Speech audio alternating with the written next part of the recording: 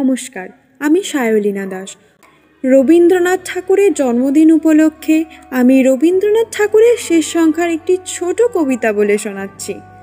ভুল ত্রুটি মার্জনা করিবেন। এই বলে আমি আমার কবিতা শুরু করলাম। রূপনারায়ণের কুলে, রবীন্দ্রনাথ ঠাকুর।